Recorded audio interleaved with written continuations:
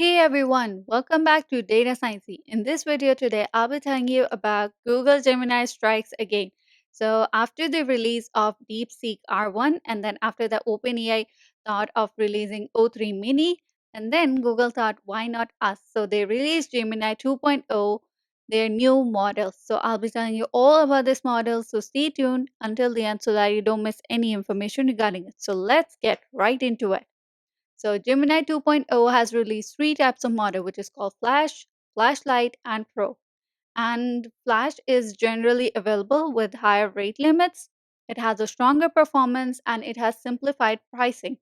But for Gemini 2.0 Flash-Lite, it's a new variant which is cost efficient and it's also now available in public preview. But for Gemini 2.0 Pro, it's the experimental update to the best model yet for coding and complex prompts. So this Gemini 2.0 Pro is for those people who use Gemini Advanced, which is a pro plan that is for $20 per month. Together with this, there's the recently launched Gemini 2.0 Flash Thinking Experimental. Let's see what model features does these three have. So it has the native tool use, 1 million token context window, and multimodal input. So it currently supports text output, but image and audio output capabilities and multimodal live API is coming soon. Gemini 2.0 Flash-Lite is actually cost optimized for large scale text output use cases. So if you see here the three models, Gemini 2.0 Flash, Gemini 2.0 Flash-Lite Preview, and Gemini 2.0 Pro Experimental. If you see here the release status, it's already been released. And for the multi-model inputs, it's a yes to all three models. For the text output, it's a yes to all three models. For image output, it's coming soon in Flash and Pro, but in Flash-Lite, it's a no to it. For audio output, it's coming soon in Flash and Pro, but Flash-Lite, a no to it. Multimodal Live API, it's in experimental in Flash, and it's coming soon in Pro, and no to the Flash-Lite. And about the context window, it's a 1 million context window in Flash and Flash-Lite, but for Pro, it's 2 million. For structure output, yes to these three. Function calling, yes to these three. And search as a tool, it's yes to these two, which is Flash and Pro, but for Flash-Lite, it's a no. And code execution as a tool also is a yes to Flash and Pro, but Flash-Lite and no to it. So regarding the model performance, so the Gemini 2.0 models, it delivers some significant performance improvement over Gemini 1.5 over a range of benchmarks. So here there are some benchmarks and you can see what are the scores of it. For the journal in MMLU Pro, for Flashlight, it's 71.6%. In Flash, it's 77.6%.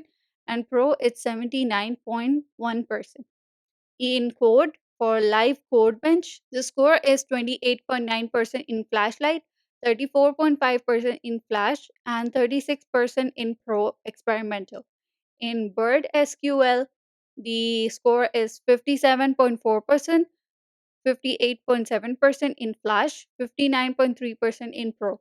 For reasoning in GPQA Diamond, the score is in Flashlight, it's 51.5%, 60.1% in Flash, and 64.7% in Pro. For a simple QA, the score is in Flashlight 21.7%, 29.9% in Flash, and in Pro, it's 44.3%.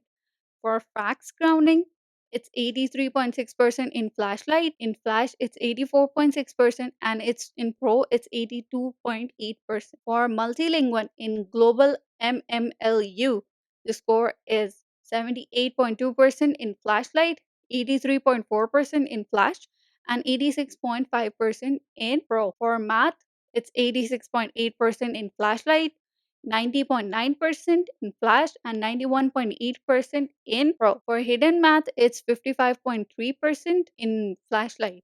For Flash, it's 63.5%, and for Pro, it's 65.2%. And for MRCR, which is for the long context, it's 58% in Flashlight.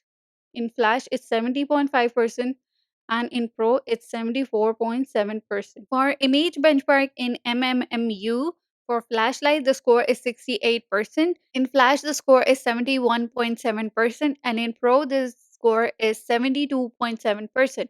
For audio, the score for Flashlight is 38.4%. In Flash, it's 39%. And for Pro, it's 40.6%. And for video, the scores for Flashlight is 67.2%, 71.1% in Flash, and 71.9% in Pro.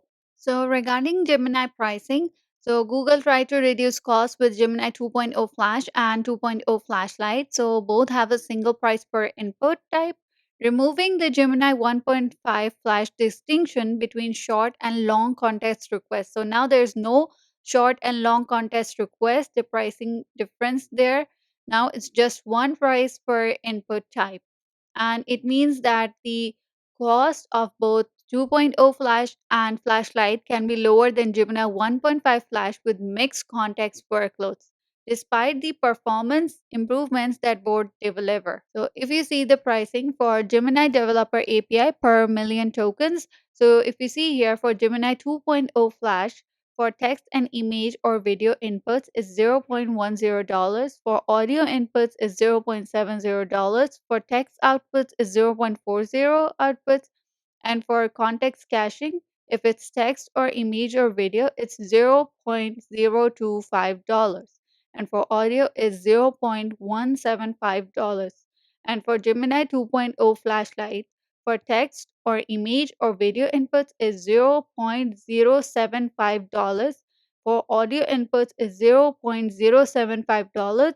For text outputs is 0.30 outputs. For context caching, it's $0.01875. So it's kind of pretty cheap. The pricing for Gemini 2.0 Flash and Gemini 2.0 Flashlight. So now we're here at the window of Gemini. So the website is gemini.google.com, and the model, you can select the model from here. So there's 2.0 Flash, 2.0 Flash Thinking Experimental, and 2.0 Flash Thinking Experimental with apps. So let's see what does they do. So I'll ask it to do a summary for an article for 100 words. And I'll paste the article. Then it says just a second. So it gives a summary in 100 words and the speed is so fast, as you can see here. Now I'll go to another model which is called 2.0 Flash Thinking Experimental. This is for the multi-step reasoning, like if you use O3 Mini or DeepSeek R1. So this is that kind of model which uses reasoning, but it does not use the real-time info, means it does not search across the web, so it just uses a reasoning model. So it lacks access to real-time info. So if I ask here which number is bigger, 9.9 or 9.11? So let's see what it does. It's trying to analyze it, and then let's see how much time it will take and whether it will give the actual correct answer or no. So scrolling down here, it's giving the method 1, method 2, and it's restarting again. It's like taking some time, but it's trying to get the correct answer. So if I scroll down here, so now the final answer is 9.9 is bigger, which is actually the correct answer. So it took some time, it's thinking, and it's giving the correct answer. And asks another question. So I'll ask another question, I'll paste it. So how many R's in the word strawberry? Which is a basic question for all models. So let's see how much does it do. So the counting them, there are 3 R's in the word strawberry. So the answer is correct, which ChatGPT does not give the correct answer. And now I'll go to another model called Gemini 2.0 Flash Thinking Experimental with Apps. So here, so when I click on this, so I can see like it works with reasoning across Google Apps. So it works best with YouTube. So this model works best with YouTube, Maps, and search. So let's see. I'll ask a question. So I'll paste a question that shortest route to go from KSA to USA by car. Let's see. What does it say? Okay. So here, if you want to go from Saudi Arabia, KSA to USA by car, so they say it's impossible as there's no land route. And they say that there's no land route connecting these two countries. So you need to take a flight. In Google AI Studio, you can use Gemini 2.0 Flash, Gemini 2.0 Flash-Lite, and Gemini 2.0 Pro Experimental, and even Gemini 2.0 Flash Thinking Experiment. So all these models, you can use it in Google AI Studio. If you like this video, do like, subscribe, and comment down below whether you like this model or not. So that's all from my side. Stay innovative, stay curious. Bye bye.